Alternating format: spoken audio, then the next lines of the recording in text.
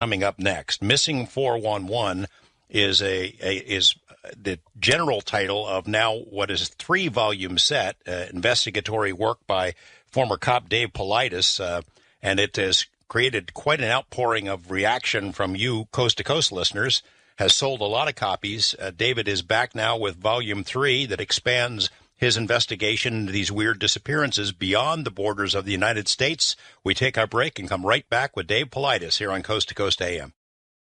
Welcome back. Dave Paulides holds 2 degrees from the University of San Francisco, has a professional background including 20 years in law enforcement and senior executive positions in the technology sector.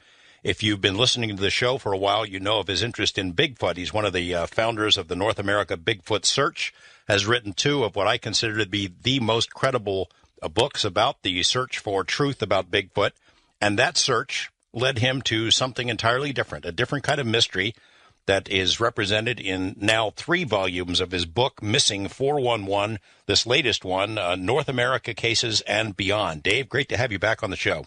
Hey, George, thanks for having me. I don't want to dwell too much because I want to talk primarily about your book, but we have to talk about Bigfoot and the DNA study. I should remind our listeners that you were one of the instigators of this. You helped collect the samples. You went out and looked for somebody to conduct the DNA search. You and your partners settled on Melba Ketchum. Talk to me in general reaction about the study results and perhaps more importantly, the reaction of the Bigfoot community to the results, because it's been all over the map, but in particular has been pretty harsh. You know, it's a mixed bag, just like you said. I think that the people that are making derogatory comments, I would say probably 90% of them haven't read the study. And that's unfortunate. The study is sound. We got over 100 different samples. We were the group that brought in other groups to help us bring samples in from throughout North America. We had nuclear DNA and mitochondrial DNA that was accumulated. We had 3 different labs do the testing. It wasn't one lab. We had several PhDs write the paper. It wasn't one. We've had some comments from some people in the Bigfoot world that I was shocked that they would say something like they did. And I think that we've ruffled some feathers of many, many old-timers out there because they've lived in a world where Bigfoot was an ape. And for the people who don't understand this, there's really just 2 factions. You either believe it's a human-based creature or it's an ape or a gorilla. And if you look at all of the older researchers that have been around 40, 50 years, the centerpiece of their books is apes in the North or apes in North America, et cetera, et cetera. And just to bring some reality to this, there's never been any ape or gorilla bones, never any ape or gorilla hair ever found any time anywhere in North America in the wild. If you talk to any Native American group or First Nations group in Canada, they all believe Bigfoot, Sasquatch is a human. Every tribe states it's a human. Many tribes in the Pacific Northwest that I've written about in the past say that they trade with them, that they communicate with them. This was written in newspapers in the Oregonian way back in the 20s and the 30s. Now, why these people seem to ignore all these facts, I have no idea. And when we first got into this realm of research, we didn't have a dog in the fight. We could have went any which direction. It was just to get to the truth. And part of that truth is accumulating DNA and having labs test it. I don't believe that they like the result.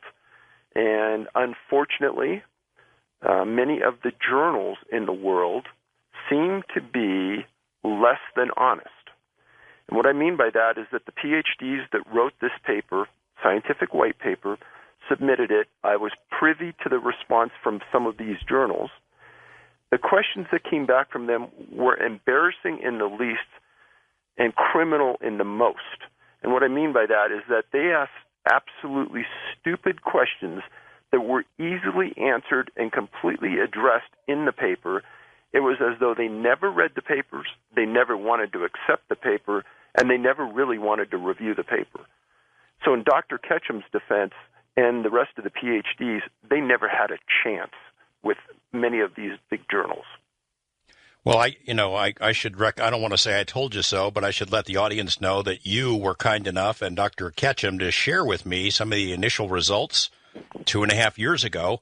And I was floored by the initial information that had come in, the initial analysis.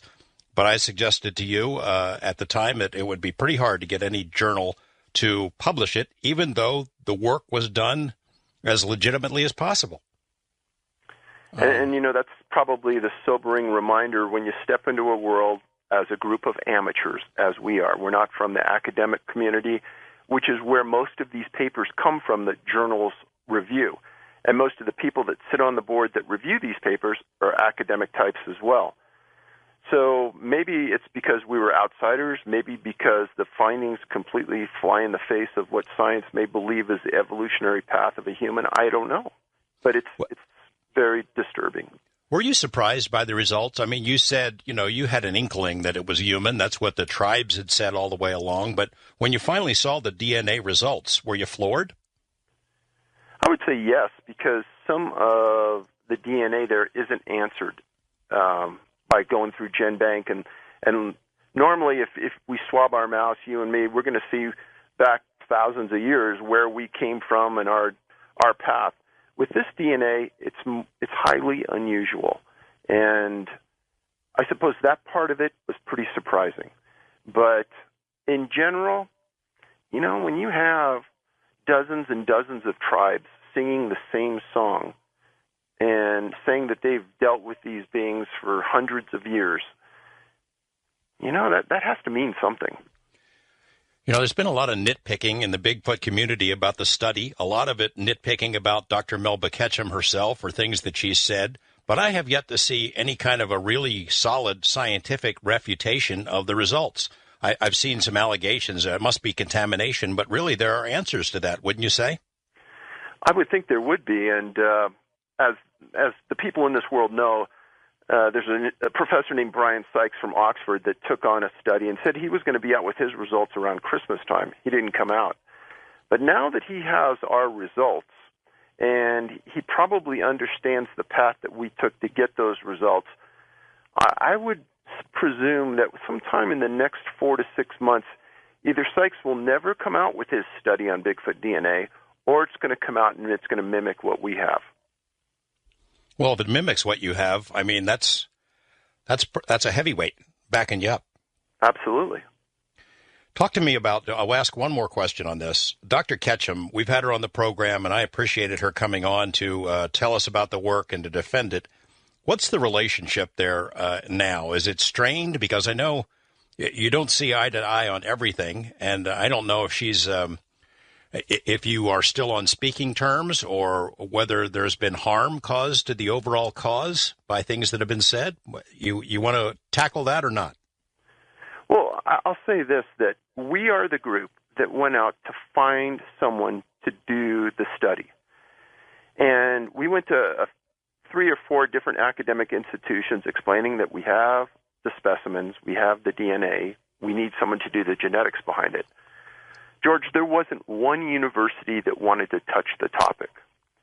So we had to change path, and we had to find a lab that had the background and the expertise that was willing to take it on. And we weren't funded with a deep well of money. We were lightly funded, so we needed somebody to do this on almost a pro bono basis. And there were a few. Dr. Ketchum's a courtroom certified expert on genetic studies. She's qualified in the Texas courts many times. And she was one of those people that had an open mind about the topic. And we went with her, and she poured her heart into this, and she succeeded where other people have failed. And I think that some of those people in that genetic world that have made these comments have tried to get to the core of this DNA, and they weren't able to. And I will say that it was Melba's undying attempt to understand the secret behind that genetics that allowed her and her diligence to get to the point of finding it. So I will say I have the utmost respect for her for what she's done. And she has been, and before the study ever came out, we had talks, and I explained, hey, this is what's coming. I mean, the reason other scientific people don't want to come into this Bigfoot world is it's a world that's filled with hate. I mean, there's so many organizations and there's so many people that call themselves researchers and things that just want to belittle everybody. It's very easy to say something negative about someone, but it's very hard to say something positive. And that comes out in this world, and the attacks are endless. And when a scientific person or an academic person outside looks in, why would they ever want to take part in that? And Melba at least stepped into that world, and she did a stellar job. And for that, I respect her immensely.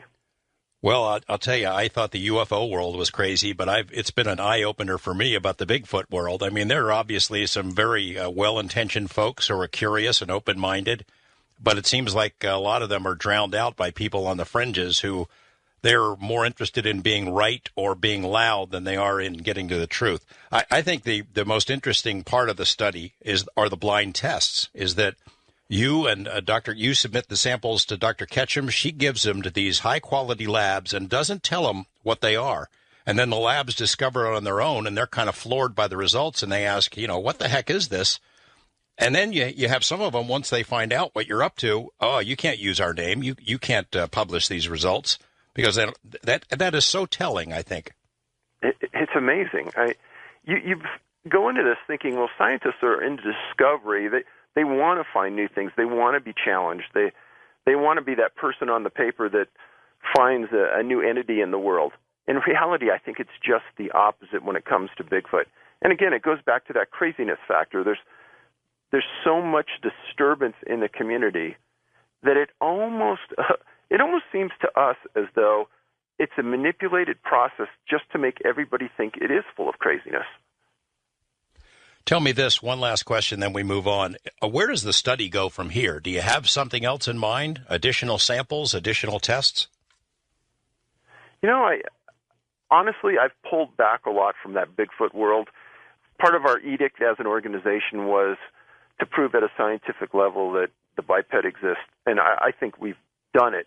Whether anyone wants to admit it, whether anyone wants to read the study and take it to that next level, personally, I hope that another academic institution takes a look at this and says, you know what, there is something here. Let's engage. Let's get more specimens in. Let's write it at a different level. Who knows? I do know for a fact that there are 2 universities out there that are at least looking at it and have people in the field. So that's good. Promising. That's good. Let's shift gears now. Another reason why you're pulling back from the Bigfoot world is because you've got a heck of a mystery on your hands with the missing 411 volumes. Volume 3 is out, North America and Beyond. It's just as stunning as the first 2. I guess to begin with, maybe you can tell me, are a lot of these cases from your radio appearances, that people hear you talking about cases in various parts of the country, and then, hey, there was one like that here, let's send it to Dave? Oh, absolutely. And I've got to thank the readers and your listeners for opening our eyes to things that we probably could have never found. Did you suspect? I'm sorry, go ahead. I was just going to say, it's hard to go out and cover entire area of North America on an archival search. So when people call in or write in and say, hey, have you heard of this case? Have you heard of that case? It's great. We appreciate it. Did you suspect all along that you were going to find cases outside of the U.S.? We had a hunch at the beginning, but we weren't sure. Let's start with, we're going to be taking a break here in about 4 minutes or so. Let's start with the basics to recap some of the basics so that those who have not heard you previously understand about the kinds of disappearances we're talking about. First of all, the numbers, a general number that you know of so far. How many? At least 600, 650 right now. Most of them in national parks and national forests. And open spaces in North America. Tell me about the clusters. So the first 2 books, we identified 28 clusters. We're up to, I think, 34 now. And those involved 3 or more people missing within geographical proximity to each other. And how many clusters do you have? I think we're up to 34, 35 right now in North America. What would be the top one? Yosemite? Easily. How many cases there? There's got to be at least 25. I remember my first reaction when you told me the general topic, and I thought to myself, well, gosh, yeah, people disappear in the wilderness, in parks, in forests. They get lost, they fall off a cliff, they get eaten by bears. What's so unusual about that? Walk us through some of the steps about the kind of characteristics that separate these cases from just a normal kind of a disappearance. So any type of disappearance which is related to water, and the water's suspect in the disappearance, meaning a drowning, they got taken downstream, those are not in the study. Any type of suicidal tendency is not in the study. If there's any type of obvious criminal conduct, meaning that the case is classified as a possible homicide, that's not in it. Any type of animal attack is not in the study. And how do we know about animal attacks? Search and rescue people, they're professionals. They know what to look for in these things. They're not in the study. It takes, after reading thousands of missing persons cases, certain elements start to come out at you, and they hit you in the face.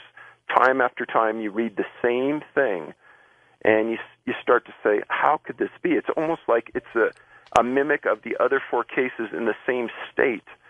And as an example, in Pennsylvania between like 1930 and 1950, there were more kids missing in that state during that time than anywhere I've ever seen in North America. And it's not even close. And I wrote about that in the Eastern book. So, and the disappearances in those areas almost mimic each other. Many of them involve small children at a farm or in a forest. They disappear. Most times they're never found. A lot of times the people disappear with a canine. Many times if they disappear overnight, bad weather comes into the area, rain, snow, etc. If people are found, many times they're found in a creek bed or riverbed. Other times, if they're found, they're missing clothing or shoes. If they're found, an older person, they can't or they don't want to remember what happened. Other times, it's a disabled person to the point where they can't speak, so they can't communicate what happened. Or it's a very young child, and they can't speak at all. Berries, swamps, and boulder fields are three of the predominant things that keep coming up with missing people from the East Coast and the West Coast. And again, it's that clustering aspect. If you went up through the middle of Northern California all the way to the Canadian border, that route of the Cascades has more people missing under unusual circumstances than I can ever tell you. And it has more clusters of missing people up through that area than any place else I can imagine. So those are some of the few. There are other ones that really jump out at you. The fact that, that they are the ones that are found, either bodies or found alive, are found in areas that have been searched repeatedly. In your book, you mentioned one case where the searchers had walked right over that spot 50 times or more and not found them. It's as if they're taken somewhere and then redeposited. Or little children who are found miles and miles away, impossible distances, walking uphill. Talk about that for a moment. Well, I tell you what, we're going to take a break here in about 30 seconds, so maybe we save that. How many cases do you mention in the new volume? How many are new? I think there's about 200 in there. And what are talk to me about how many countries you now cover? Well, we included stories from 5 countries, predominantly Australia, England, Indonesia, Iceland, and France. And the Canadian, you knew there were going to be Canadian cases. Did you know there would be this many? Well, if you look at the topography of North America, you kind of imagine that if there is some type of criminal activity or there's some kind of consistency in disappearance, it's not going to stop at the border. So we kind of presume that it would be happening up north. When we come back, Dave Paulides, I want to get into some of the other characteristics that make these cases less than prosaic. And then we'll get into specifics, case by case, state by state, country by country. Missing 411 with Dave Paulides coming up after this on Coast to Coast AM. We're talking with Dave Paulides back to talk about Volume 3 of his monumental work, Missing 411. And I'll tell you, there's a lot of really interesting cases in this new volume, but one really jumped out at me. It's the story of, we'll call him John Doe, that's the reference in the book, a young child who went missing, then was found alive. And what's most striking about this story is his description to his mother and father about who he encountered during that time when he was missing. It'll chill you to the bone. We'll get into that in just a couple of minutes here on Coast to Coast AM. Dave, I want to spend a few more minutes sort of recapping for those who have heard this before and don't remember it, and for those who haven't heard it, why these cases are so weird. There are a couple of characteristics that really jump out at you. One is about where the kids, particularly kids, how far away they're found. Talk about that. That's one of the most unusual aspects to this. And when we first got into this, we read just about every search and rescue manual you could find. And when professionals go out into the field, they set up grid patterns to search for people. And it's based upon the topography you're in, based upon the age and the health of the person you're searching for. And for a child, say, under 8 years old, they're usually found within 2 miles 90% of the time, usually within the first 4 to 6 hours. Well, in the Western book that I wrote, I described a kid named David Allen Scott who was 2 years old.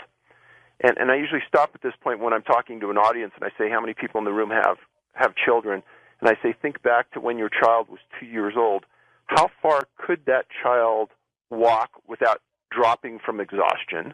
And how fast could they move? How quickly could they get out of your sight? Well, David was with his family vacationing at a place called Mono Village, kind of on the eastern side of the Sierras down near a city called Bishop. And he disappeared from his family as he was down near a lake, and everyone initially thought he went into the lake. Make a long story short, they searched everywhere. They finally brought in some soldiers, and for some reason they started going uphill. And they didn't go a little uphill, they went way uphill. And when you look at the valley that David disappeared in, there's a trail that almost goes straight uphill in a zigzag fashion up this mountain. They went over the top of that mountain, down into another valley, back up another mountain, total 3,000 feet, and they found him deceased behind a boulder. They tried to interview the soldier that found him, and they asked him if he had any injuries, and the soldier said no comment.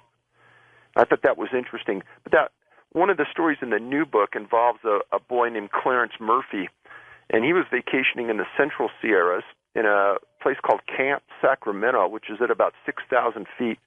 It's a place where families go to take their kids. It's right next to the American River. Yeah, that's a weird case. That's a spooky one. Yeah. Go ahead. And Clarence was vacationing with his mom. He was in a sandbox at the camp, and his mom just stepped away for a couple minutes. And she came back, and he wasn't in the sandbox. And they had a conversation, and he said he would stay there. And they searched. Initially, all the searchers usually go to the river or they go to the lake, and they search hard there, and that's usually where kids ended up dying and being found. But in the cases here, that's not where they're found. That's not where they go. And Clarence did the same thing that David did. And whether it was against his will or with his will or whatever, he went uphill again. And I can tell you, as an adult, when you're at 6,000 feet and you have a choice between going uphill or downhill, you're going to go downhill because it takes the wind out of you at that elevation. And initially, they searched for 2 weeks. They never found him. And they searched hard. They pulled out everything they could to find this boy. Well, fast forward from April 14th, 41, 14 months later to September 22nd, 42, there was a deer hunter that was up a ridgeline 2,000 feet uphill, 2 miles from where Clarence disappeared, and he saw a shoe on the ground, and a little child's shoe, and he knew that somebody had disappeared in that area before. And he went and got a sheriff, and they started searching, and they found little tiny bits of bones. And they didn't find a full skeleton. The coroner made a determination based on a tooth that they found that it was Clarence, and they made a determination that he died of exposure and exhaustion, which is just ridiculous because there's no way they could have known. No. But he was in an area that would remind you a lot of Yosemite because there's a place there called Lover's Leap. I've been in this area many times. It's filled with just huge pieces of granite boulder fields. It's a hell-forsaken place, great place for deer hunting. And this hunter was on his horse, and I think that's probably the only reason he was there because it's so rugged. You have cases of where little kids, 5 or younger, disappear into thin air, and they're found hours later, miles away, right? 8, 9, 10 miles or further in wilderness. Yes. Yeah, there's a story out of Oregon where a boy disappeared and he was found 12 miles away, 11 hours after he disappeared, over two mountain ranges over two or three different creeks and rivers, and he had to have gone through fence lines. He was found unconscious the next morning in a creek bed by a search group.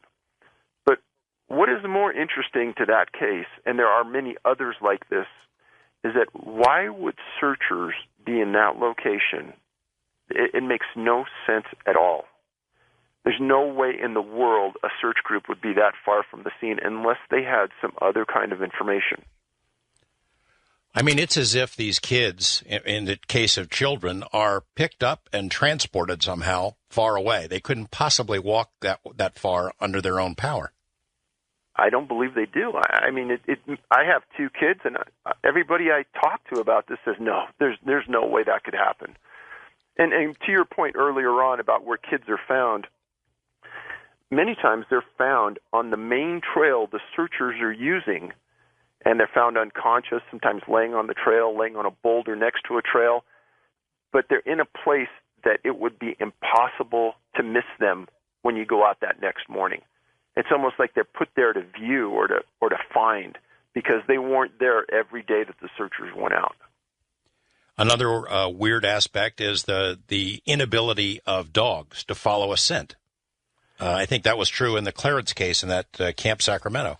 Absolutely. They brought up multiple canines. In fact, in every story in my books, the canines failed to pick up a scent that eventually finds the victim. Sometimes they go a ways down the trail, and then they lay down and they don't want to search, or there's no more scent. This past summer, I was asked to talk at the largest group of search and rescue professionals in the world in Lake Tahoe. It's called NASR, National Association of Search and Rescue Professionals. I gave them the 50 cents edition because I only had an hour in front of them, but I gave them the outline of what we're doing and what the canines do. There was a line out the door of these guys wanting to talk about the same things that they'd experienced, but they thought they were just so isolated and unique. And I've been around canines before in the police department when we searched, and these dogs just live for the search. For a search dog to just lay down at that time or not want to track, these searchers that had the canines, they said it's one of two things. Either there's no scent there, or it's extreme fear on the dog's side for some reason that we can't comprehend. Another aspect that's pretty weird is the people just basically vanish into thin air. You got kids who are out in the yard playing, their parents are 10 or 20 yards away, and boom, they're gone in an instant. Or adults who are hiking with a group, they're the last one on the line, boom, they're gone in an instant. Talk about that for a moment. Well, there's an interesting case in this new book about that exact incident.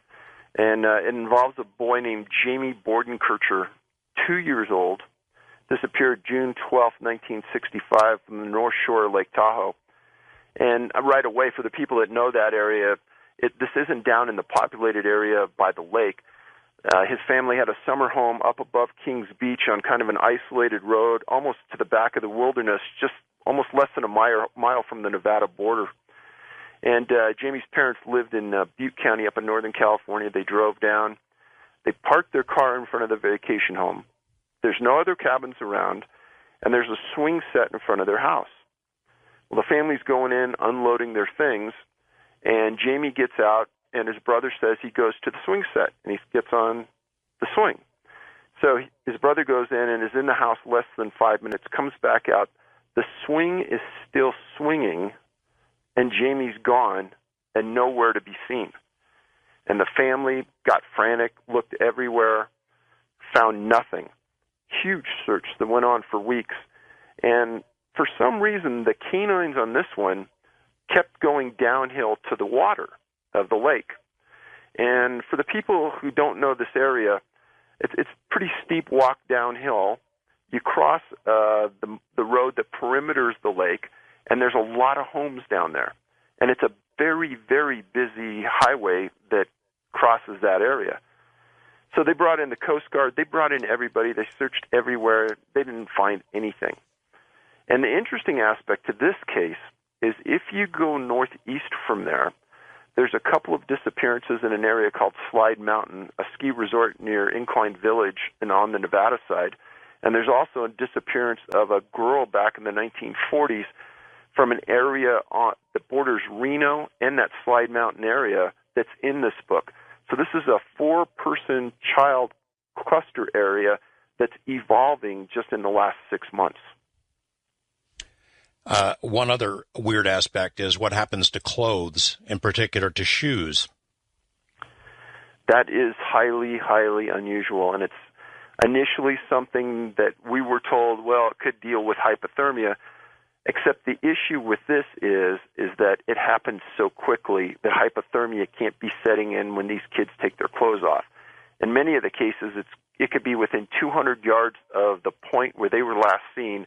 The clothes are off and they're gone. Sometimes the clothes are found and the shoes are found. Sometimes no clothes and no shoes are found.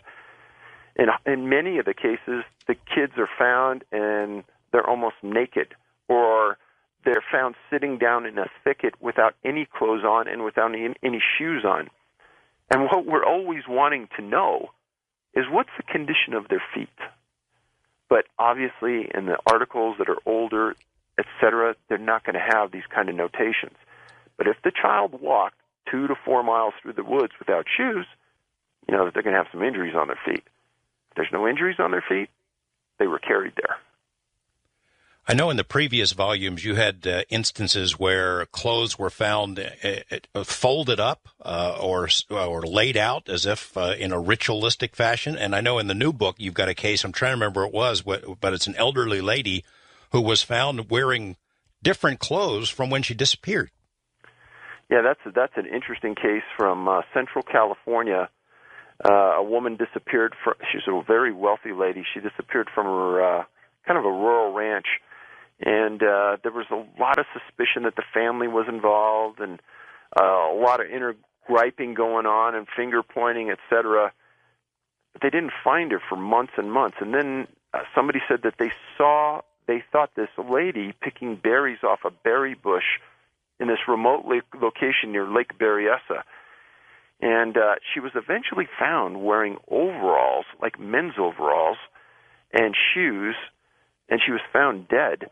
But where she was for the previous 2 months, how she survived, where she got the clothes, there were a million unanswered questions with that case. But in many ways, it mimicked other elements that we see in these cases, so that's why it was included. I would like you to address for a moment the questions that are buzzing through people's heads. That is, why isn't it a bear or a mountain lion? Why couldn't it be drug smugglers or hermits or mountain men living out there that are abducting people and taking them away somewhere? And those are the first places everybody goes when they first hear me speak. And I like to say that when we're speaking here on the phone, you're hearing probably less than 1% of the entire story. And so I really don't want anyone to go any place in their mind that can reconcile these thoughts, because once you read the books, I've yet to find anybody that'll say, hey, this is just bogus. Everyone reads these, and they will see that there's a commonality here of elements in each of the cases. Now, one of the things about animal attacks is that if somebody is attacked, usually you have time to scream. You have time to make noise. And if it's an adult, you're usually going to fight for your life. And that fight is going to result in a huge disturbance on the ground, hair, blood, tissue, etc. There's going to be almost like a major crime scene. And dogs and canines are easily going to pick up that scent and track that down. The reality is that in all of these cases, animal attacks have been excluded. And they haven't been excluded by me. They've been excluded by search and rescue or by the law enforcement agency that's doing the case. Same thing for people, say drug smugglers out in the national forests. I mean, dogs could follow that scent as well if they were responsible. Oh, for sure. And, the last thing that somebody who has a meth lab or somebody who's growing weed, the last thing they want to do is do something that's going to bring any law enforcement to the scene. They don't want to cause any disturbance. They don't want to do anything that's going to bring any awareness to what's going on there. Think about that. And it's an adult and they're going to try to take you, where are you going to go? And it goes back to, well, the canine's going to be able to track you as well. And it's going to be able to track scent. And if you have a meth lab or you have a drug marijuana grow there, the flyovers are they're just going to be in the area to such an immense degree. They're going to find it, and it's going to be revealed. The idea that somebody's in the woods abducting people has been brought up in the past, and I don't want to point this at the National Park System because it's an unfair allegation, but I will just say it, is that some people have heard me talk on the radio and say, well, maybe there's a serial killer that's moving around park to park and killing people. The reality is when you read these stories, it's essentially going to be an impossibility based on the facts in the stories. It's a serial killer who doesn't leave tracks, doesn't leave a scent, has never been caught, leaves no clues. Exactly. Well said. In your new book, the new volume, a lot of the law enforcement folks go as far as to say, we don't think this is a normal disappearance. This was a kidnapping of some sort. They don't take it as far as you do because they don't have the database you do, but they think it was a kidnapping just because of the circumstances that you're describing. Well, even going back to the Bordenkircher case in North Lake Tahoe, it had been 40, 50 years now since Jamie disappeared. In 2007, his mother gave an interview, and in it she said, well, originally I think everyone tried to get me to believe that he drowned in the water. The more I look at it is I believe he was abducted. And when you look at the cases in their totality and you start to read the opinions of law enforcement and adults involved, loved ones, you will see the word abduction in there many, many, many times.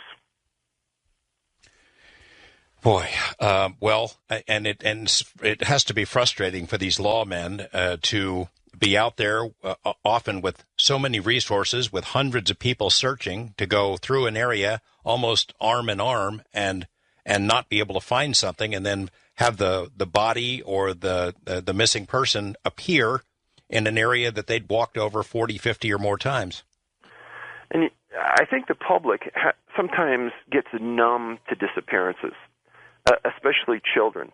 When a child disappears in the wilderness, the forest, or on a farm or a ranch, the idea that they're not going to be found should not be really in our vocabulary. And when you talk to searchers, they're going to tell you, we're going to stay until we find that kid. And most of the searchers, probably 95, 98% of them, are volunteers. And when I was in Lake Tahoe, that's what it was. There were all these people here voluntarily spending their own money and their own time to get trained, and they have a passion for doing it. And kids that disappear can't go that far. They can't travel that fast. And if you start to think about those two criteria and usually the number of resources that are at people's disposal, meaning you're going to put helicopters and planes in the air with FLIR, forward-looking infrared radar, to see a heat signature on the ground, well, son of a gun, in all of these cases, FLIR fails. Yet there are so many cases where children disappear and FLIR works. Dave, when we come, we're going to take a break here. I want to talk more about the use of FLIR, and I want to, when we come back, get into this case of John Doe, because in some cases, kids are found alive, and the stories they tell are pretty chilling. Much more to come here on Coast to Coast AM. We are rocking and rolling with my guest, Dave Paulides, who the third volume of his book, Missing 411, is out, and it's incredible, it's chilling, it's spooky, scary. If you are familiar with the first two volumes, or you've heard our interviews with Dave, you know that in many of these cases, most of these cases, in fact, the people who are found, they're either not found or they come back and they're unable to explain where they've been. They're either stunned, a lot of them have handicaps, they can't speak, or they're too young to express where they've been. But in a handful of cases, the people who are found alive, youngsters in many cases, are able to give clues to where they've been. And some of those clues are just astounding, jaw-dropping. We're going to get into one of those, the case of John Doe, where he was and what he remembers from the time when he was missing, right after this on Coast to Coast AM. Dave Paulides, the new book, Missing 411, North America and Beyond, looks at new clusters, also has fresh cases from clusters you've talked about before. I seem to recall that you did talk about Mount Shasta cases before, but this new one, this John Doe case, missing child, 3 years old, is a jaw-dropper. Tell us the story. Well, it's interesting because I actually heard of this case years ago when it was evolving, and the reason being, this is one of those strange coincidences, is that John Doe disappeared along a creek river that I used to fish as a kid, and I've probably been there at least 50 times. And the area is world-class fly fishing, very, very thick woods. There's a couple real famous Hollywood types that own hundreds of acres in the area. It's just pristine wilderness, great fishing. What happened was he was there with his family, and happened on October 1st, 2010. About 6:30 p.m., he disappeared. And one of the things that I didn't state earlier on is that late afternoon, early evening is the prime time for a disappearance.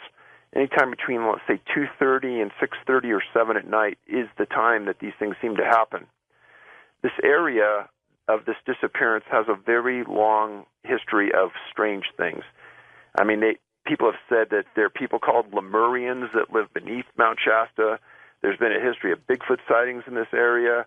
There's been tons of UFOs flying around Shasta. So, and I've written about a cluster in my past Western book about Shasta specifically, a cluster of disappearances. Well, this boy's 3 years old. He disappears from his parents. They immediately call the sheriff. A big search starts. And they don't find him. I mean, they looked everywhere. This area doesn't have a lot of low ground coverage. It's a lot of big trees with a lot of open area underneath. But near the rivers and things and some of the trails, there is some shrubbery, but not a lot. So anyhow, we fast forward 5 hours. At about 11:30 at night, they find this boy sitting in the middle of a bush in a thicket, and he doesn't say anything. He's taken home. Parents talk to him. He's in sort of a stunned disbelief. So finally, the next day, they get talking to him, and they said, well, explain what happened. And he goes, I really don't know. He says, I just kind of disappeared. And, well, where were you? And he tells this story that he is taken into a cave, and he thinks it's underground. And he says, I know it's dark outside, but when I'm in this cave, I could see the entrance, and it's light outside. And he says that he's with a woman that looks exactly like his grandma. And originally, he thought it was his grandma. But then he said that in the cave, there's a lot of other things that look like people, but they're all robots and they're not moving. And he says after a while, he figures out that this woman really isn't his grandma, even though she's really nice to him and very polite, but he believes she's a robot as well. She's got sparks around her head or something like that? Yeah, he made some kind of comment about, there was some kind of light or sparks or unusual light coming from her head.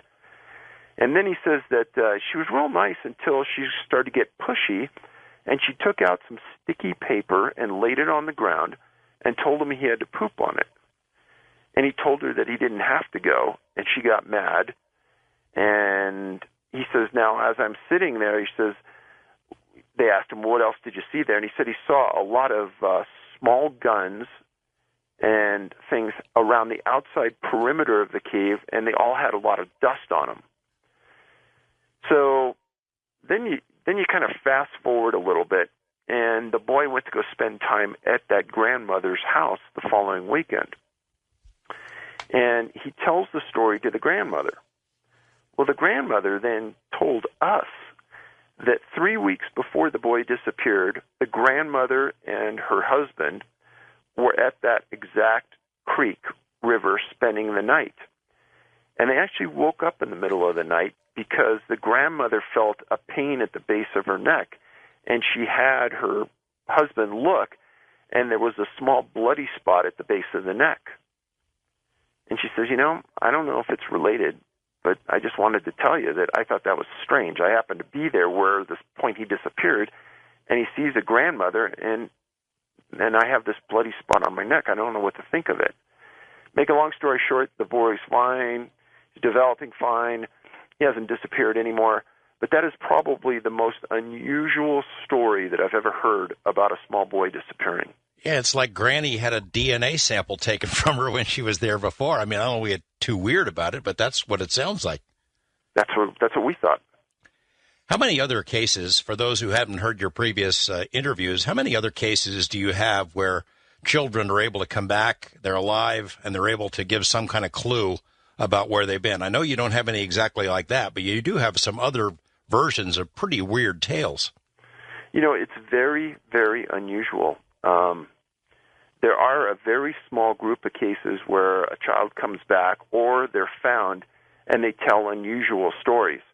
There's some from the East Coast where the person says, you know, I saw this giant thing standing behind a tree and it was kind of swaying back and forth, and then I don't really remember much, and then you kind of found me. Other times there's a story out of, I think it was Arizona, where three kids disappeared from a picnic ground, and they were gone for a day and a half. And when the searchers finally found them, they walked up on them, and the kids immediately went down and were hiding. Searchers walked up to him and said, "What are you doing? Why are you hiding?" And he says, "We thought you might have been the 8 people again." Wasn't there a girl who talked about a story about a talking dog? Yes, and that's... You really don't know what to make about some of these stories because they're so outlandish that you don't know what to believe.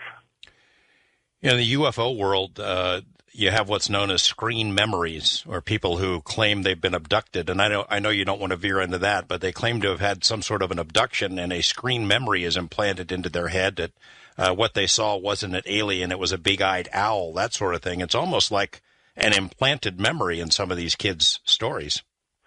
Well, you know, one thing I tell people that are in the Bigfoot world, and I tell law enforcement people who I talk to today, is that I think one thing that's unique about our group is that we read everything we can get our hands on related to something like this.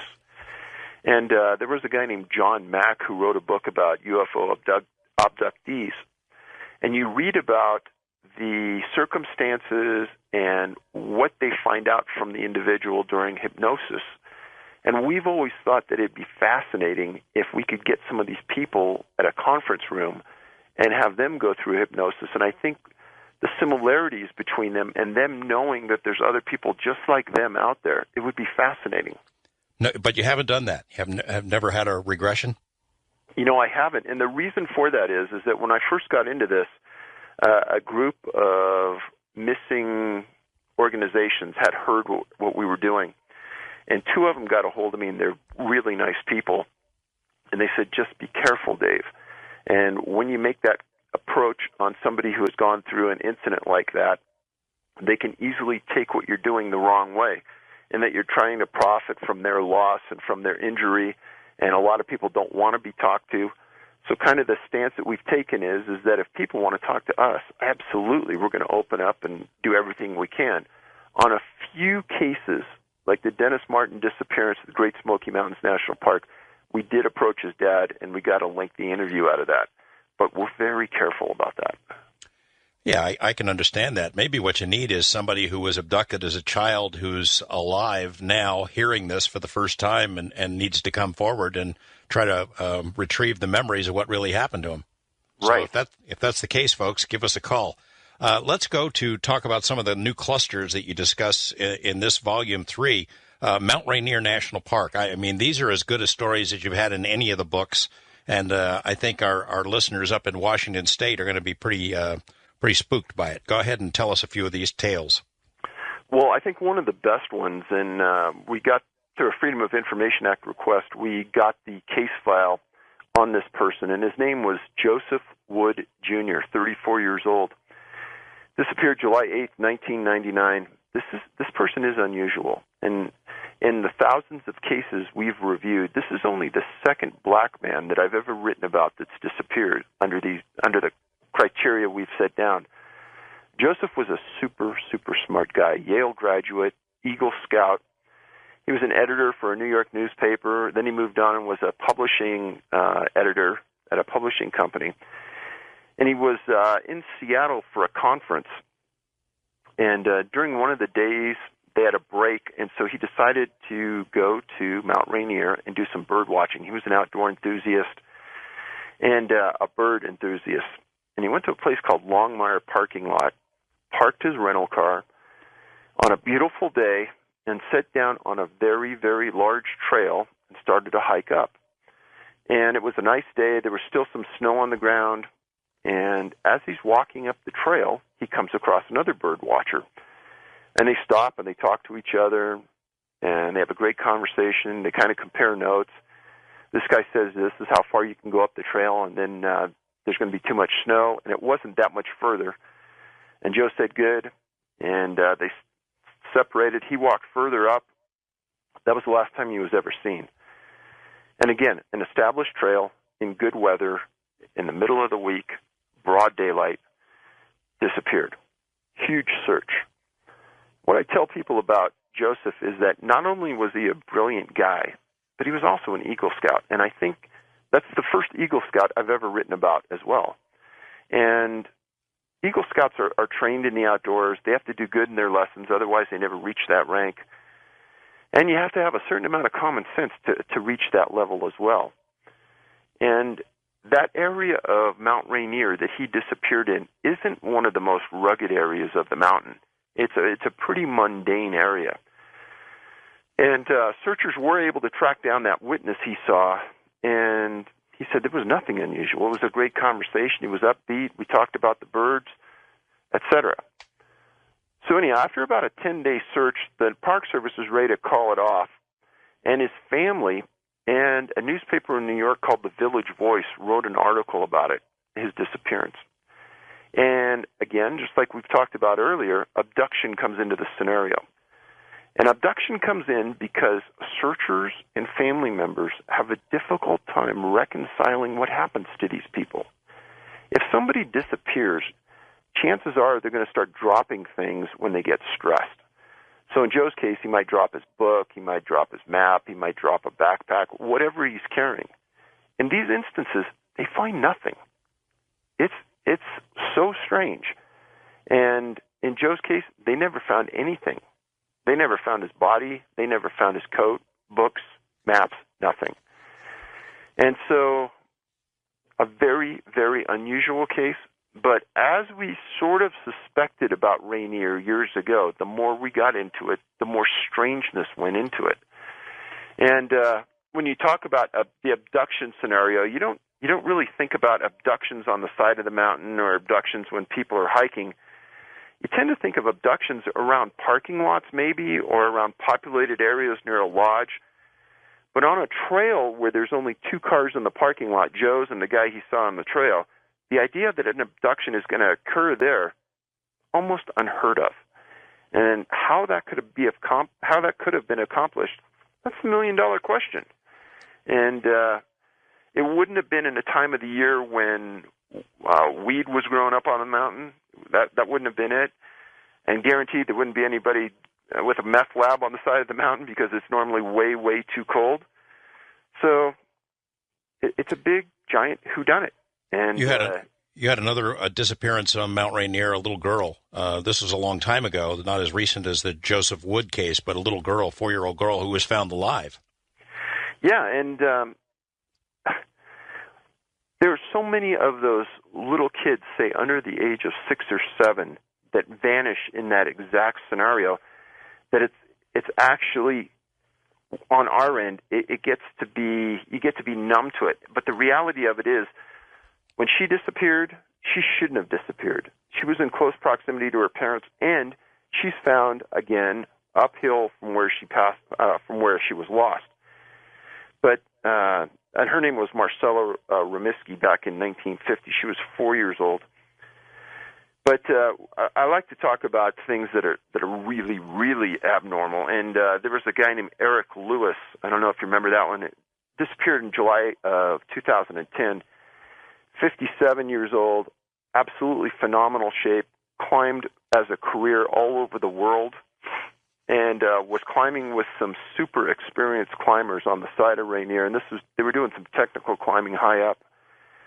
They were pulling each other up, and Eric was on the other end, and all of a sudden the line kind of goes loose. So they pull it up, and the carabiner at the other end is there, but there's no rope attached to it. So they decide they'll go down, and because they're yelling for him and they're not getting anything, and they can't see him. And we're talking about nothing unusual here. They're climbing the mountain. A guy's attached to the line. He's over the side of the cliff. He didn't fall. There's no screaming or yelling. There's nothing. They looked for him. They called in the National Park climbing team. This guy was never found. And he was attached, and they were starting to pull. The rope went limp. The carabiner's attached to the other end. Eric's gone and never seen again. You say in the book that he was among the top 1% climbers in the world? Per the National Park Service climbers that were there. They said he knew that mountain better than most of the professionals that climb it. He would have had to have disconnected the rope himself on purpose almost? Yeah, exactly. It didn't break because it was never attached, and they said it made absolutely no sense. I don't want to backtrack too much, but I wanted to just to mention that one of the reasons I brought up the case of Marcella, that 4-year-old girl we were talking about a moment ago, is when she was found alive, we had talked about clothing that was weird. Her dress was on backwards, and there was something weird about the laces of her shoes.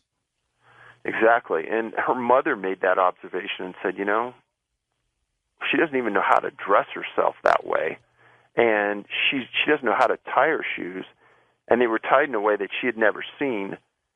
The entire thing didn't make sense, but it did make some sense when you look at the clothing and the shoe issue that we've seen on many other cases. They're off or they're gone. It's almost like some of these crazy abduction encounters that people report is that it's almost made to look ridiculous on purpose. Yeah. So that no one will believe it. Right. We're going to take a break in about a minute, but I wanted to let's go to the other side of the country, the Adirondacks in New York. You mentioned that as a new cluster area that you focus on in the book. How many cases, first of all? I think in total there's at least 8, maybe 9, because there were some in the Eastern book that first came out, namely a small boy named Douglas Legg who disappeared, and tracking dogs did track him all the way around Lake Placid and back down the other side. And I don't know if people remember that he disappeared on some family acreage, and completely under someone's watchful eye. The boy was never seen again, and the area he would have had to gone through in the high peaks of New York, a normal man couldn't have made it. And yet, tracking dogs not only went north, they went north way up over the top of some of these mountains, and then back down around the other side of Lake Placid, and then he was lost in the middle of a swamp. That really started us to pay attention to the Adirondacks and what was happening there. We'll come back to the Adirondacks. There's a case of a guy named Steve Thomas that I want to talk about. Then we'll talk about some foreign country cases as well. Much more to come with Dave Paulides, author of Missing 411. We're talking with Dave Paulides, author of Missing 411, now out with Volume 3. When we come back, we talk about the Adirondacks, maybe pop over to Florida and talk about some cases there, the Sequoia National Park, and then some foreign countries as well. Much more to come here on Coast to Coast AM. Dave Paulides will get back to cases, specifically the Adirondacks, in a moment. One thing we haven't touched on, and I want to at least cover it briefly, is the lack of cooperation from government agencies. That's another really interesting aspect of this whole mystery is that, the National Park Service, the U.S. Forest Service, those agencies that you would think would want to keep a list of missing persons just to figure out how many people might be vanishing from within their purview. They don't keep a list like that, and they certainly are not very cooperative when it comes to sharing records, are they? No, they're not. And I think the audience needs to understand that why we went after the National Park Service from the very beginning is because they're one of the few groups that has a large law enforcement contingency that patrols wooded areas, namely national parks. And they have a law enforcement group that's federally trained, probably better trained than most small law enforcement agencies in the U.S. And they go to the Federal Law Enforcement Training Center. They're dedicated law enforcement people. They don't pick up garbage. They don't clean campsites. They don't do those kind of things. They are true professionals, and they're assigned to the parks for patrol. And a subcategory of that is they have special agents that are the detectives in the parks that do the follow-up on criminal activity and missing people. And when things get really complicated, they call in the FBI, and the FBI will take the case. So we knew that these people had been trained at the highest level in law enforcement. They know the needs for documentation. They write quality reports. I've read hundreds of them. And these people are professionals. So when we first asked them for a list of missing people from their park system, and they stated that they didn't have any lists, we thought it had to be in the writing we were doing and the semantics of it. And we resubmitted again, and they said, no, we don't have these lists. We don't keep track of missing people. And I tell the audience when I'm speaking is that you look at any website from any medium-sized to large police department in the nation, and on that website there's going to be a section about missing people in that jurisdiction. A lot of sheriff's office carry those information. Interesting part is you won't find that anywhere in the national parks. And when you dig a little deeper, they tell you that, no, we don't keep track of missing people inside of our parks. And when you ask them why, they say initially, well, we don't have the wherewithal to keep that information, but we're planning a computer system in the future that's going to be able to do that, and we will have that. And that's what we were told 4 years ago. They still don't have it. I mean, come on, how hard is that? Exactly, George. Now, what I do tell, and I actually put a poster up on the wall when I'm giving a talk, and I say, this isn't rocket science, people. With a piece of binder paper and a clipboard, and you divide that binder paper into name, date of disappearance, location, and the final disposition, and there is your tracking mechanism for almost every park in the nation. And this isn't hard to do. Now, one of the guys on our team has been head of one of the bigger law enforcement agencies in the U.S., and when he was told that the park system wanted to charge us $1.4 million for them to establish a list of missing people in their system and $34,000 for a list of missing people from Yosemite, he said, Dave, guys, you got to think about this. If they want to charge you that much money and they want to take the heat for not maintaining a list, as that is absolutely politically incorrect, that heat must be a lot less than they'd take if they did release all that information to you. Well, for example, Yosemite, you say that is probably the number one cluster in the country. Let's say there's 24, 3 cases of missing people. It's probably a lot more, but that you've been able to dig up the records about. How hard is that to maintain a list of a couple dozen names? It doesn't make, we try to rationalize it here. It makes no sense at all. We could talk about thousands of law enforcement agencies in North America and Canada where you know and I know that missing people are something that everybody tracks, everybody understands, everybody can go to a site and they can pick it up. National Park System doesn't. It's like the mayor in Jaws doesn't want people to stop going in the water. Yeah, that's a good analogy. I noticed in the new volume that you make a distinction that I think is important because it further complicates things, and that is that people are missing persons for a while, and then the search ends and they give up and they're legally dead, so they're taken off a missing persons list. So it really distorts the true picture of how many people are actually missing. And that's a very confusing aspect to this entire situation. The National Park Service has a classification called missing presumed dead and no longer missing. Now, there are cases out there where, say, an adult disappears and the family has to get them to declare dead to get the benefits. Right. So they go to court, they get a judge to say, okay, we're going to classify him as deceased. He's been gone for a year. All of a sudden, he's not on any records anymore either. Now, as more time goes by, it's harder and harder to find those files if there's nobody looking for you anymore. Basically, you've been able to find the files because you go to newspapers, databases, online records, things of that sort, but not through any cooperation of the government. It's very hard. I will say this about the National Park Service. When you take them by the hand and you walk them to the case and you give them the case name, the location, the time, all of a sudden they can usually I say, find that case. There's a series of cases out of Crater Lake National Park, and I was told that from, say, 1978 to 1992, all the cases were thrown away because they didn't have any place to keep them. And I think in the day of microfiche and things that's highly suspect, but that's what they said. There's a case right now of a girl that disappeared about 2 months ago in the Grand Canyon, in Grand Canyon National Park. This girl was actually from Colorado. She was on a month-long trip with a group floating down the river. They stopped at an area where a small creek comes into the Colorado. They were camping. In the middle of the night, the girl disappeared.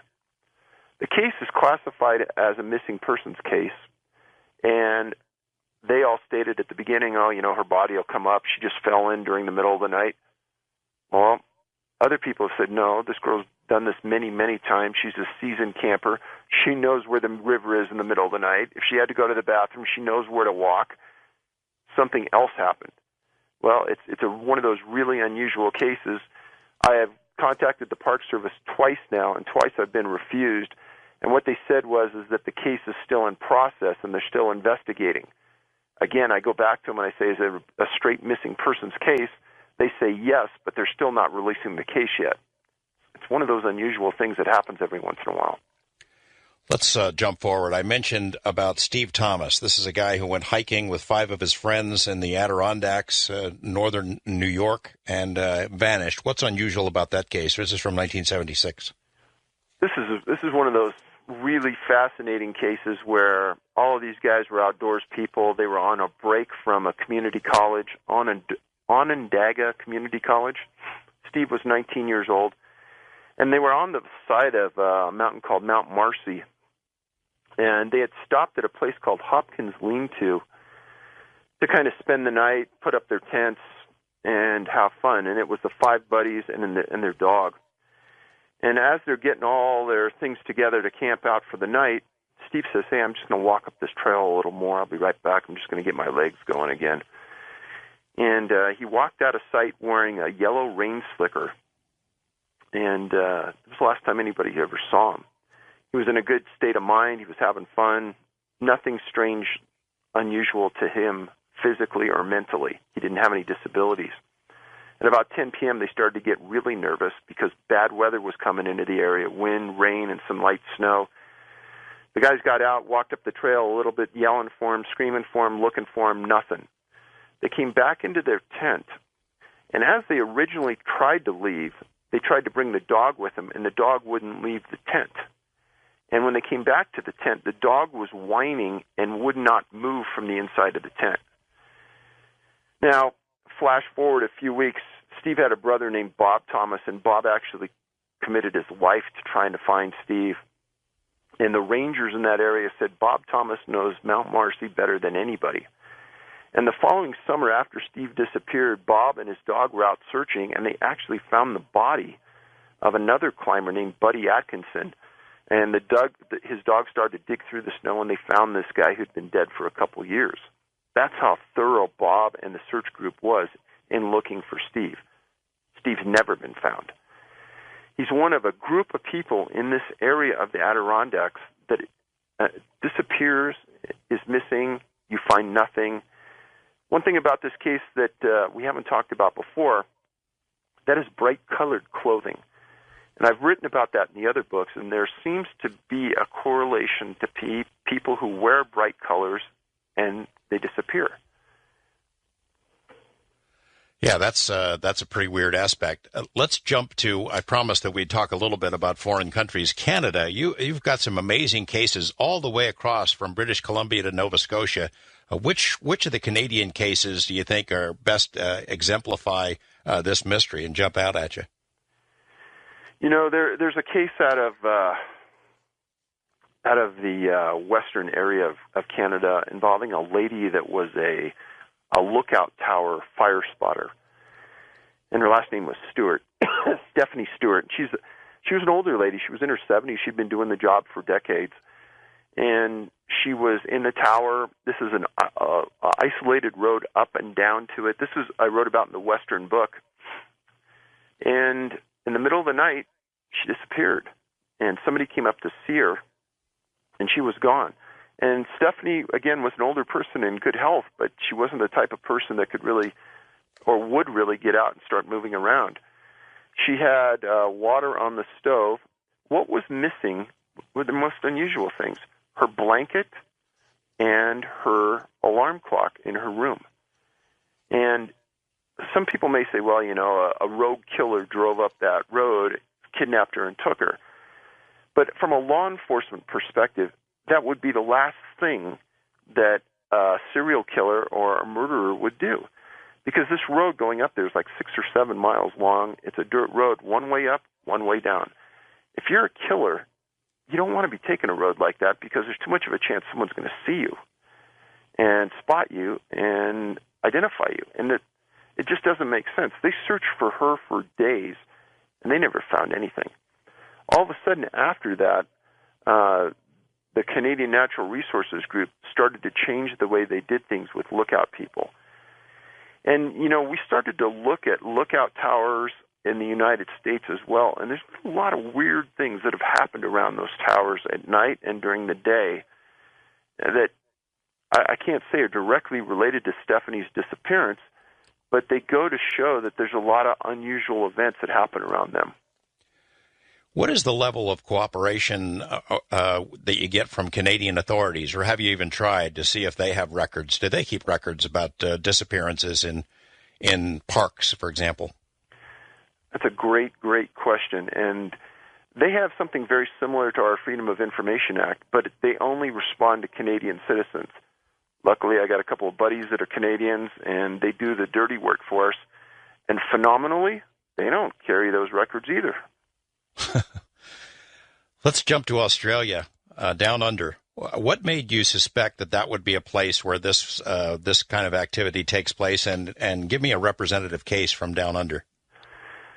Well, Australia in some ways is a lot like the U.S. They have topography that's really different, and right away when the first books came out, there was a lot of interest from Australian residents, and I got a lot of emails and things, and probably got sent maybe 50 cases, and 48 out of the 50 didn't qualify and didn't meet the criteria.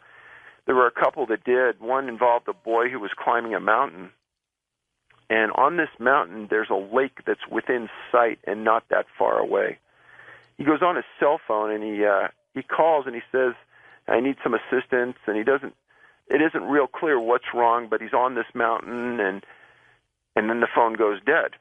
And searchers go out and they search the mountain, and they don't find anything. And days, weeks go by. They find this guy on the side of the mountain in a boulder area, deceased. And he had water with him when he made the climb. He didn't have water with him at the time. And they stated that he died of exposure and dehydration. And honest to gosh, at the bottom of this mountain, probably less than a quarter of a mile away, is the biggest lake in the world in this part of the country. It doesn't make any sense at all. He was in perfect health. It's a very, very strange case that nobody that was sending me this information believed the facts about it. I know I'm jumping all over the world here, but trying to cover some ground. I can't think of two countries more different than Iceland and Indonesia. The one thing they have in common, they both start with I, but you've got cases from both of those countries. Do you want to touch on either of those? I'll tell you about the Iceland case, and that's not necessarily a missing persons case. It's a societal belief that I was told about and I looked into, and there's a phenomenal concurrent element there between us and Iceland. That being is that I've stated in many of the books that there is correlation between people disappearing around boulders, in boulder fields, etc., and I couldn't put my finger on it. Somebody sends me a story that people in Iceland believe that spirits live in boulders, and these spirits come out of the boulders and they do things.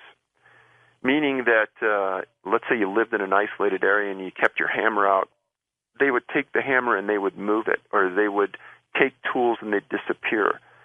Sometimes if you disturbed them the wrong way, they might do bad things. Well, I looked into it, and there's a group that actually made a movie about this, and it's on YouTube. I name it in the book. I could never even pronounce it, but the Icelandic people believe in these spirits so much that when they build roads, they don't displace large boulders. They'll make the road go around them, even if they could be moved. In some cities, the boulders have names and addresses. It's phenomenally. I read this. I couldn't believe it because it fits in with people disappearing around boulders. Doesn't make sense. There's not that many places you can go. Yet these people have known about these spirits that come out and do strange things, mischievous things, and sometimes bad things, and they've had this belief system for hundreds of years. I know it seems people can cross that off and say, oh, it's just folklore, but as Jacques Vallée has written about folklore in connection with UFO cases and beings, fairies, trolls, leprechauns, things of that sort, the modern equivalent, they become aliens, and is there a connection? Is there something comparable, say, in the Indonesian disappearances? Well, again, we go back to the bright colors. I was on a show with Whitley Strieber, and Whitley had read my books. In fact, Whitley writes the back cover for my current book. But he said, Dave, I read your book, and I immediately thought about cases in Indonesia where people had disappeared, and the villages in this area always tell people not to go into the woods wearing bright colors, otherwise you're going to be taken. And it turns out that there was a guy from Europe that was living in this Sulawesi village who validated everything that Whitley was saying, and that there's been a whole string of people that have disappeared, and they didn't know about, there were visitors and things, they didn't know about this bright-colored abduction scenario that is related. It was very strange. You're very careful to not jump to conclusions. Your conclusions in this new book is like one page long, but I'm going to press you a little bit when we come back to see if your thinking has evolved on this at all. And we'll be opening up the phone lines. A lot of you have been on the phones ever since Dave Paulides came on the air tonight, so we'll get to your calls coming up here soon on Coast to Coast AM. We're talking about a dark topic tonight with Dave Paulides, my guest. I remember after his first appearance to talk about Volume 1 of Missing 411, I wanted to sort of put it to a test. Would government agencies give me the same response they gave to him? And sure enough, when we filed Freedom of Information request with the National Park Service and U.S. Forest Service here in Nevada to check out missing persons lists, we found out that those agencies don't maintain such lists here, and we're not all that cooperative about the cases that we knew to exist. When we come back, I have one more question for Dave about what it might be. We've heard a lot about what it isn't. I don't think he's going to give us a solid answer, but we'll give it a try, and then we'll open up the phone lines with your questions. Much more to come on Coast to Coast AM. Dave, we talked a lot tonight about what it isn't. And as in previous appearances when you've been on the show, what it isn't. Are you any closer to saying what it is? I mean, at a minimum, I guess you can say these aren't just disappearances, that people seem to be taken by something or someone, and not only taken, but transported somehow. I mean, that's basic, right? So, not in my words. I'll leave it in the words of the parents and in the words of law enforcement. The vast majority of the time, they go back to abduction. My child was abducted. And in this latest edition, I write about it because there's a section where there are multiple disappearances in a small confined area, meaning two people disappear in close geographical proximity to one another. This happened in the 1950s in Yosemite. Two students at the University of California at Berkeley, grad school students, they didn't know each other. They weren't taking the same classes, and they didn't live in the same building. One disappeared, I think it was in June, during summer vacation. Another one disappeared 3 months later. The guys didn't know each other. The parents didn't know each other. They were both camping in the valley, and they both went for short walks. After the second one disappeared, the families found each other because they were both demanding more searches. They want the Park Service to expend more resources, et cetera, et cetera. Both parents finally got together, and they wrote a letter to President Eisenhower, and they asked for special warfare troops to come into the park and search In their words, they felt that their kids had been abducted. And therein lies the continual theme in these, that people understand their kids, they understand the situation, they understand the psychological aspect of their family members, and law enforcement and them come to this determination more often than you would ever believe. That still doesn't tell us what it is, but you're reluctant to point a finger. I will say this, because a lot of people point the finger at me and they say, I got an email about 6 months ago, you know exactly what's taking these people, and you're doing a disservice to society by not naming it. So let's go back 4 years when we first started this. I might have thought it was A back then. In the last 4 years, I've got no less than 10 emails that are like doctorate dissertations. That's how long they are. Very well thought out, very sincere. They give a multitude of things I know nothing about. I'll just name one, reptilians. I know nothing about this. I've never met anyone that saw one, but I have no less than probably 50 emails of people saying, this is what's taking people. You also hear stories that must be like flying dinosaurs, something from the sky. Well, there's a story in this book, I'm sure you read it, in Nevada, where a boy supposedly walked up into an area where an Indian tracker was on a ledge. It's like a 400-foot cliff, and he crawled, and he should have fallen, and they ended up finding this boy in like a crow's nest in the middle of nowhere off a cliff on an isolated mountain in the middle of Nevada. It makes no sense at all. I mean, it could be that this is a mystery that's not solvable, or if it is solvable, it's not an answer we're going to want to hear. There you go. That's small consolation or comfort to the families of those who are still missing. I will. One more story for you is in the Western book. There's a story about a guy named Alfred Beilhartz. In 1938, he was visiting Rocky Mountain National Park with his family. They were walking about 35 feet above a river, and they said that their boy was right behind him. He was 5 years old. They turn around, he's gone. Call a park service. Immediately, they get approval from the Department of Fish and Game to block the river. That's the place everyone always goes. They went to the river. They didn't find him. And there's pictures in the book of this river, and there's probably 500 guys searching this river in a 1-mile stretch. They searched everywhere. They didn't find him. As the search is going on, 3,000 feet further up into the park and up in elevation, there's a husband and wife that are coming out of the high mountains, and they're sitting and they're resting, and they hear something 300 feet above them. And they get out their binoculars, and they look, and they see this little boy sitting on a ledge in this cliffy area, and they can't believe what they're looking at. And they're saying, what parent would let their child do this? This is insane. And anyhow, they don't know a kid's missing or anything, and they hike down, finally get into the basin, and they see thousands of people milling around. They still don't think anything. They drive down into Denver. Next day in the paper is Alfred's picture. And they say, oh my gosh, this is the boy we saw up on the cliff. They drive back to the park. They tell the park people. Park people don't believe them. They split them up, and they actually think that they played some part in the abduction, and they're interviewing them. And they tell the same story. And they say, well, that's impossible. A kid could not get into that area. It's going to take us sending 20 guys up there with ropes, pitons, carabiners, because it's so difficult terrain. And plus, you know what it's called? Devil's Nest. Huh. Needless to say, they sent a whole group of rangers up there. They searched for 2 days. They didn't find anything. Never did? No. Never was found. I'll touch on one more thing, and I promise I'll go to the phone lines. I think that the case that jumps out at me from the last time you were on the program is the case where it's a disappearance, a very strange disappearance for multiple reasons, and then these families see Green Berets that suddenly appear in the area as if searching for something. I was hoping that after we broadcast that maybe somebody who had been in the service and might have been part of that mission might have come forward. Any further developments on that? And would you like to just briefly recap that part of the story?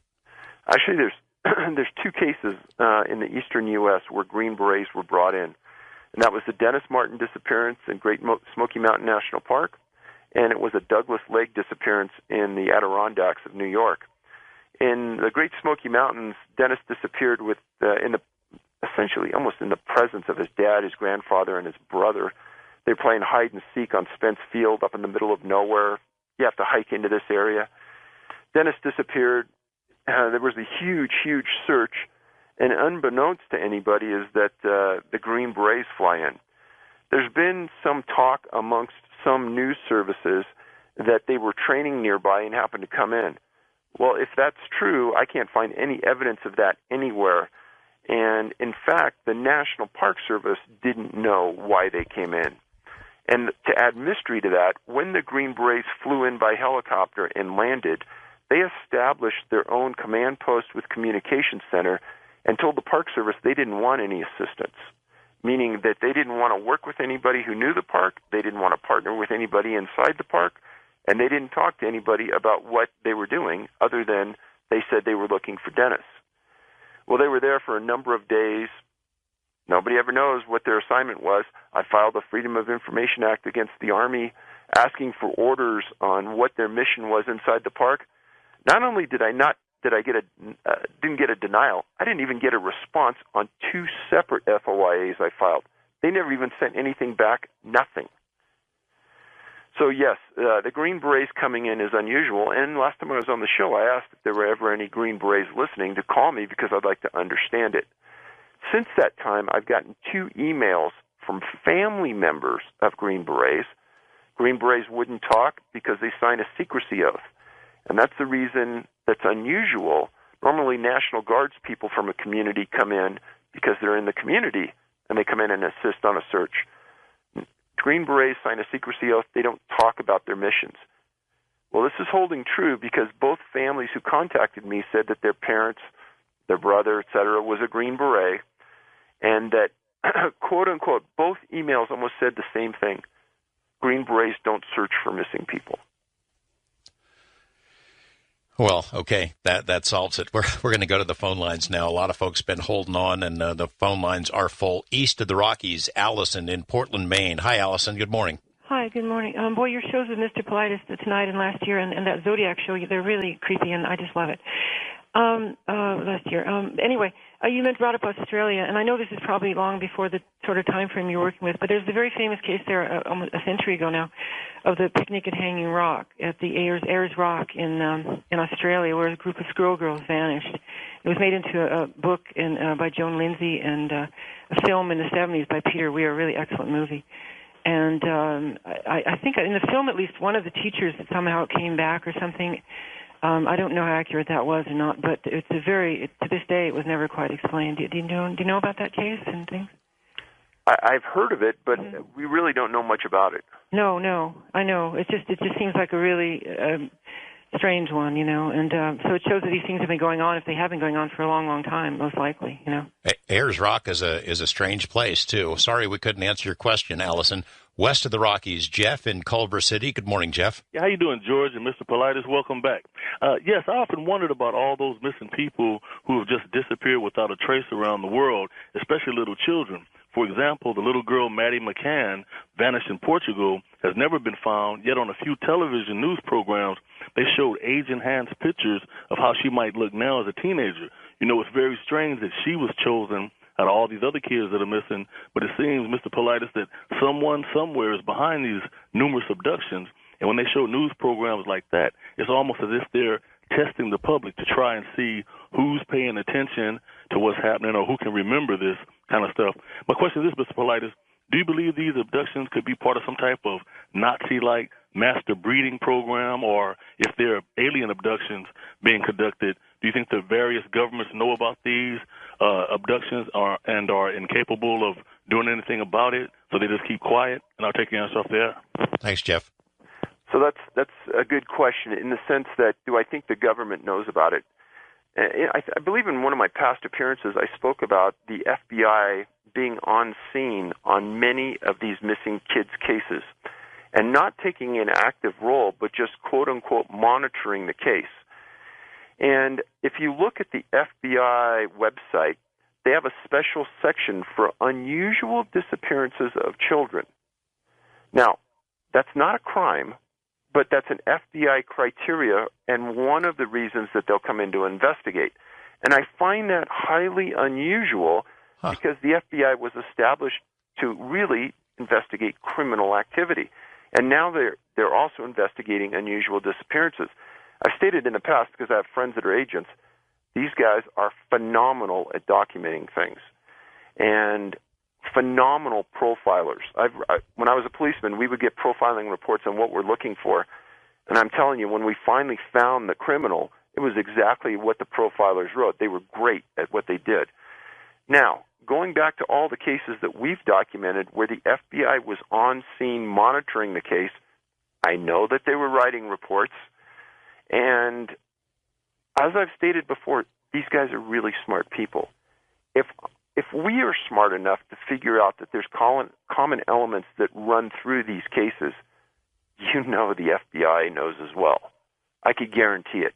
They have put these pieces together much better, much faster than we have at the present time. Now, I'll go back to the Dennis Martin disappearance where the Green Berets were there. There was actually an agent on that scene. The same agent was on scene for many of the disappearances in those mountains during those time frames. As a very, very weird circumstance, I was interviewing Mr. Martin, and one of the last things I always ask anybody is I say, is there anything else about this case that wasn't made public that I should know about, or is there something missing in the documentation that I haven't talked to you about? And one of the things that Mr. Martin told me is that, well, Dave, the agent on this case committed suicide. Huh.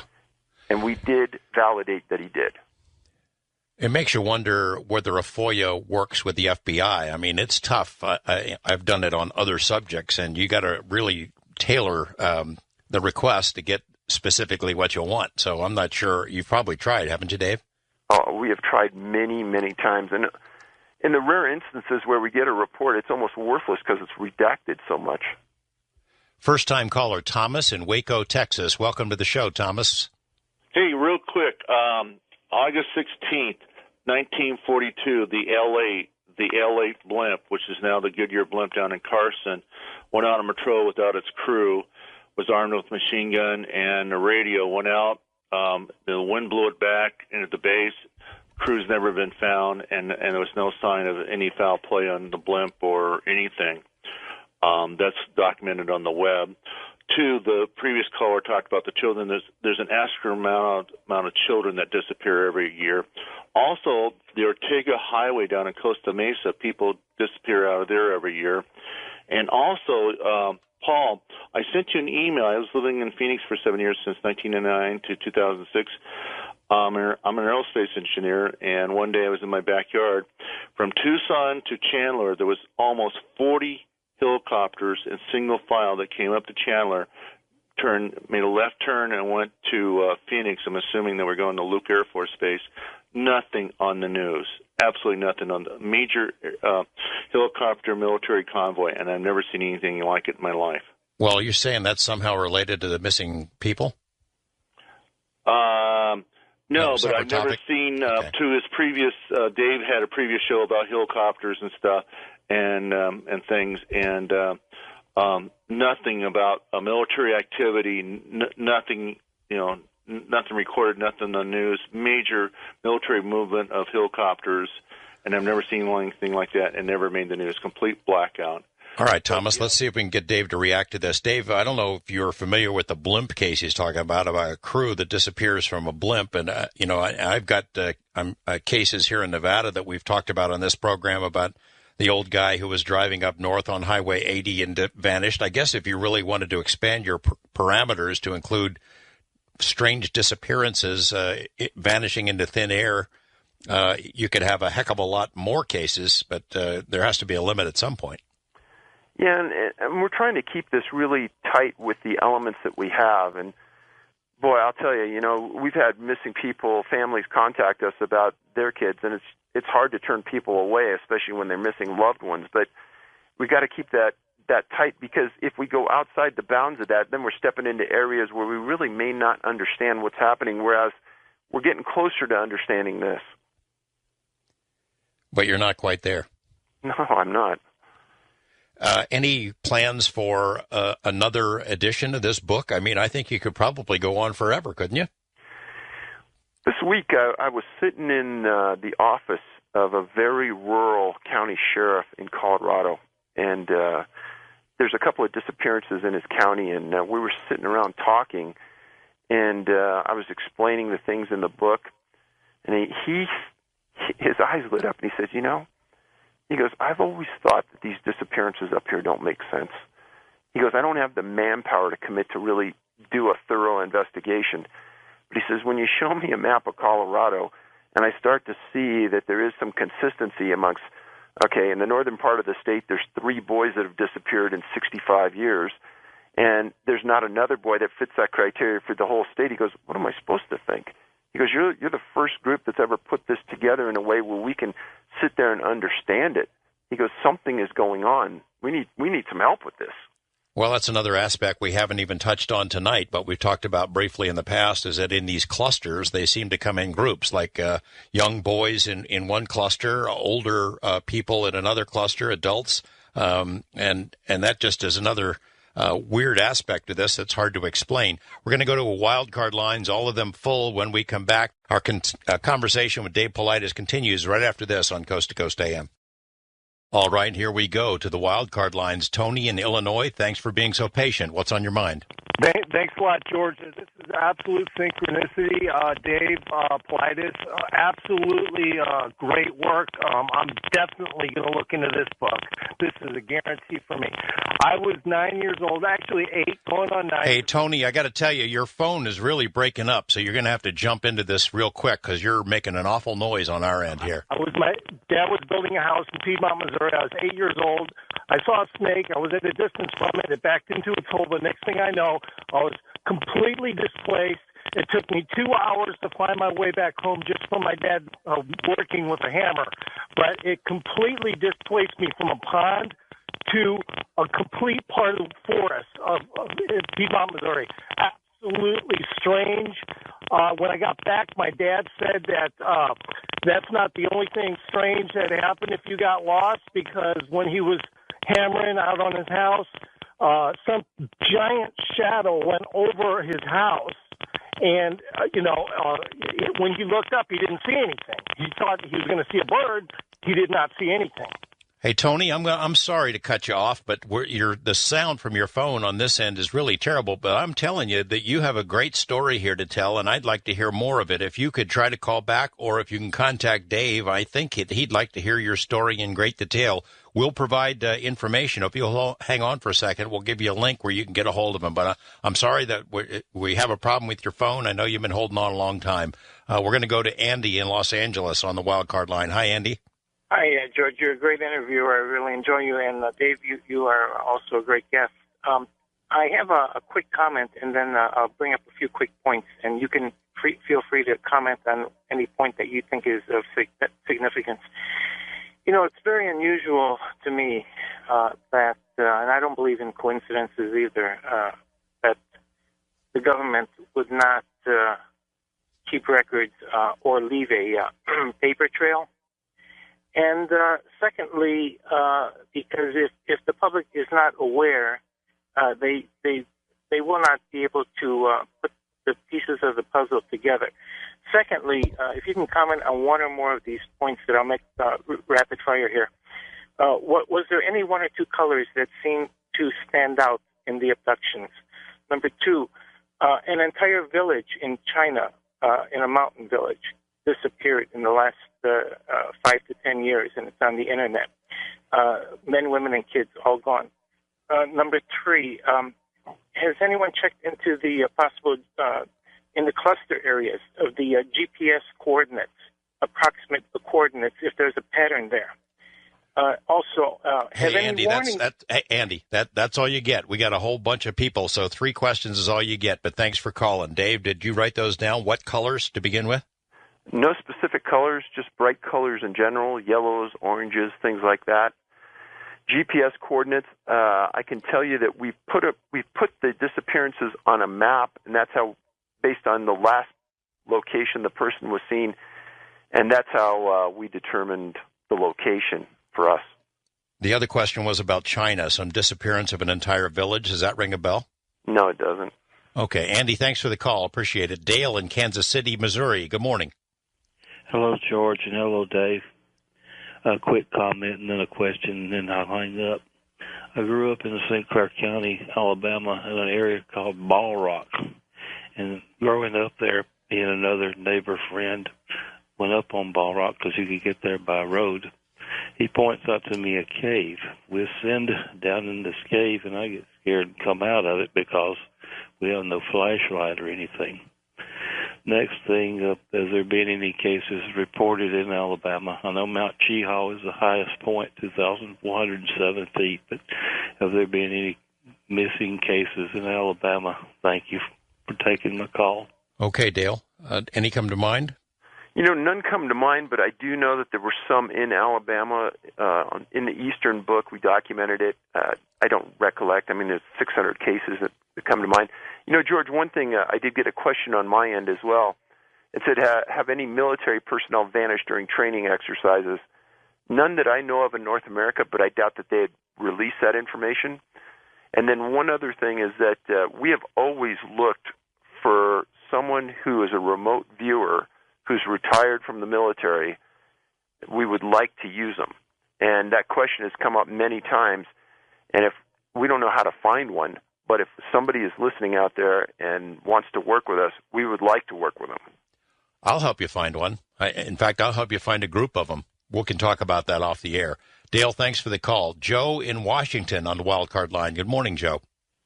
How you doing, George? It's an honor to talk to you. Another great show. Thank you. Mr. Paulides, I really appreciate your tenacity in this subject. I think you do a great job with it. Thanks. Quick story. We got a call one day that of a missing person, so we went out to lend a hand. We probably sent 5 officers and horses, and there was sheriff's department there. There's probably 60 people total. And we were looking for about a 6-year-old girl that had walked to a small creek from a campground with her cousin, probably 50 yards from the campground. And her cousin went back to the campground, and this little girl disappeared. So we looked for 2 days. She was wearing a pair of flip-flops, a pair of shorts, and a tank top. And temperature was probably 65 degrees during the day and got down to 30, 32 at night. And we searched for 2 days. We had 2 Air Force helicopters with their FLIR units at night flying. We had a law enforcement helicopter flying, and the search went on 24 hours a day.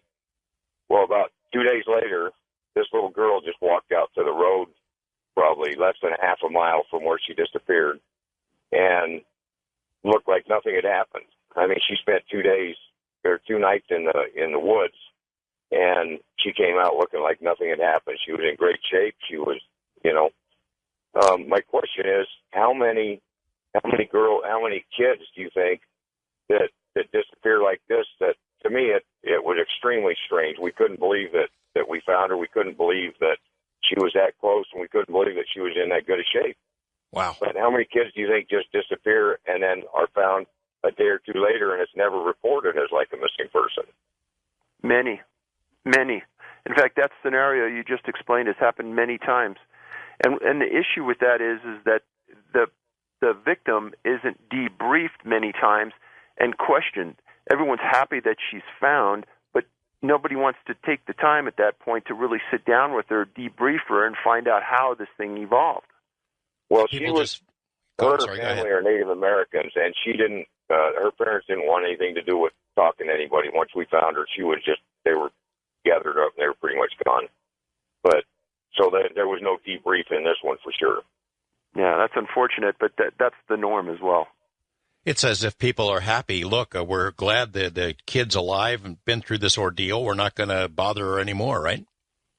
And that she is Native American puts that much of an unusual twist on it, because I am somebody that knows a lot about Native American history and Native American lore and their myths and legends, and that just brings that much more question to my mind right away. Joe, appreciate that call. I hope you'll be in contact with Dave, and maybe you guys can swap some notes on that case. If it's not in Dave's database, it's one that maybe needs to be there. Appreciate the call. Wildcard line, Athena in Durango, Colorado. Good morning, Athena. Hi, George. Hi, Dave. There seems to be a very peculiar pattern to these abductions. Number one, the people that are taken are spying on nature. The people in the watchtowers, the guy bird watching, or they're conquering nature. They're trying to climb a mountain, hiking, etc. And, nature doesn't deal a lot with technology. Maybe nature is trying to find out how to use technology against us the way we use technology against them. You'll notice that when the children are taken, they leave behind all the technological things, the clothes. And the children are usually found because children are not so technologically advanced. They probably wouldn't need as much information. But the adults don't seem to be found as much. And when they are found, they're dead. Like maybe their technology information has been sucked out of them, talking about those spirits that came out of the boulders, come at night, and how nature is angry at us about our technology. You hear that all the time. Maybe they are really angry, and they're tired of being spied on and not getting any feedback for what they're giving us. Well, that's an interesting perspective. Dave, any thoughts? Not really, no. It's interesting speculation. It's not something you could prove one way or another, but it's as interesting an idea as we've heard. Thanks, Athena. We're using technology. Yeah, we got you. Understand. I wish we could prove it one way or another. Thanks for the call. East of the Rockies, Mike in West Palm Beach. Hi, Mike. Yeah, how you doing? I want to tell your listeners the Bermuda Triangle is alive and well. I live in West Palm Beach, which is at the apex of the triangle. And if you go to Google, look up the following: Florida, missing or disappearing swimmers. Every so often a person drowns, of course, a tourist. They find the bodies later. Two recent cases got the attention of the press, though. One was a Israeli millionaire disappeared off his yacht, who was parked right near Fort Lauderdale. Never found his body. Then there was another one a few months ago that really got people where I live upset. There was a girl who was going out in the water, got caught in a riptide, and was screaming for help. A man jumps in front of dozens of witnesses, saves the girl, and he disappears. They never found his body. That really got the press's attention. Another issue was this. Every few weeks, an empty boat comes ashore here. And these are from illegal immigrants. And the assumption is they come on the beach and they run inland. But the problem is nowhere for them to go, because these are condos on the beach. Rush Limbaugh lives here. You got tremendous police patrols. They never report what happened to these people. All they report is these boats keep coming in every few weeks. They're empty, and there's no one around. And there's another issue, too. But I live with the Bermuda Triangle. The press doesn't mention anything. They don't give follow-up stories about these boats and what's going on. Okay, Mike, we're going to give Dave a chance to talk about that. Dave, you mentioned earlier you try to weed out cases involving water, I guess, because you have to draw a limit somewhere, but that's pretty interesting stuff. He brought up an interesting point that I've never talked about publicly, but about 3 weeks ago I got a letter from a man in Finland who had gotten my books, and he'd done some research on his own, and that in my missing East and West books, he found that on one day where two kids disappeared, a plane disappeared in the Bermuda Triangle, and then he found that another plane disappeared in Lake Erie or Lake Michigan that was a Navy plane, and that was in correlation to one of the disappearances in one of the books. Appreciate the call, Mike. West of the Rockies, Reba in Washington, which, as we learn in this new volume of Missing 411, is a hotbed of these kinds of cases. Reba? Yes, hello there. I have three areas that I'm kind of curious about. I do rock hounding, and I'd like to know if there have been any of these disappearances around the Lolo Pass, Montana area, or the Red Top Mountain area northeast of Cle Elum, Washington, or the Colville National Forest? So I would say that anywhere in that Washington Cascade corridor, there's been disappearances, unusual disappearances. And so I would say, as I've told everyone that I speak in front of, that I wouldn't hike alone, number one. I wouldn't go into the woods without a firearm, and I wouldn't go into the woods without a personal locator beacon. I've never taken a case where somebody's disappeared that was armed and had a locator beacon. There's been people that have disappeared under the criteria that have been armed, and there's been one person that disappeared under the criteria that had a locator beacon. Never with both. She also asked about. I'm going to take that under advice. She asked about Montana, Dave. I know you do have a section in the new book that talks about cases from Montana. Yes, and it's lengthy, and there's a lengthy section in the Western book as well. I mean, when you have 600 cases, I just can't remember them all. Sure, I understand. First-time caller, Alan in Texas. Hi, Alan. Welcome to the show. Hey, George. How are you? Okay.